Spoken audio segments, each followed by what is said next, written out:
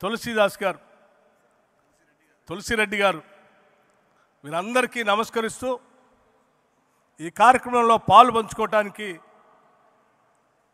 అవకాశం ఇచ్చినటువంటి షర్మిల గారికి నేను ప్రత్యేకంగా ధన్యవాదాలు తెలియజేస్తా ఉన్నాను. ఈరోజు నేను ఉప ముఖ్యమంత్రిగా తెలంగాణ రాష్ట్రంలో పనిచేస్తూ ఉన్నాను అంటే ఆయన నాకు మొట్టమొదటిసారి ఎమ్మెల్సీగా టికెట్ ఇవ్వటం, ఆ తర్వాత శాసనసభ్యుడిగా పోటీ చేసేటువంటి అవకాశం కల్పించడం, ఆయన నేర్పినటువంటి ఎదిగారు. ఈరోజు ముఖ్యమంత్రిగా ఉన్నటువంటి రేవంత్ రెడ్డి గారు, మేమిద్దరం ఒకటేసారి శాసన మండలిలో మా ప్రయాణం,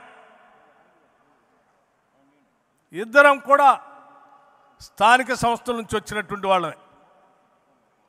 ఓ పక్కన వారు పోటీగా పోరాటం, ఇంకో పక్కన మేము అందరినీ తర్ఫీదిచ్చినటువంటి మా ఇద్దరికి కూడా రాజశేఖర రెడ్డి గారి పాలనలో పనిచేసేటువంటి భాగ్యం కలిగిందని నేను చాలా స్పష్టంగా చెప్తున్నాను. శాసన మండలిలో కానీ శాసనసభలో కానీ వారి దగ్గర చాలా అంశాలు నేర్చుకున్నాం.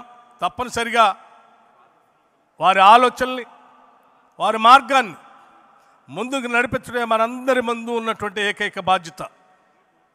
రాజశేఖర రెడ్డి గారు గాంధీ భవన్లో, ప్రకాశం హాల్లో ప్రత్యేకంగా ఒక శాసనసభ సమావేశాలు జరుగుతున్నటువంటి సందర్భంలో సమావేశానికి వచ్చి వారు మాట్లాడినటువంటి మాటలు ఇప్పటికి కూడా నాకు గుర్తున్నాయి. ఒక్కసారి మీ అందరికీ గుర్తు చేసి నేను ముగిస్తాను. ఈరోజు యావత్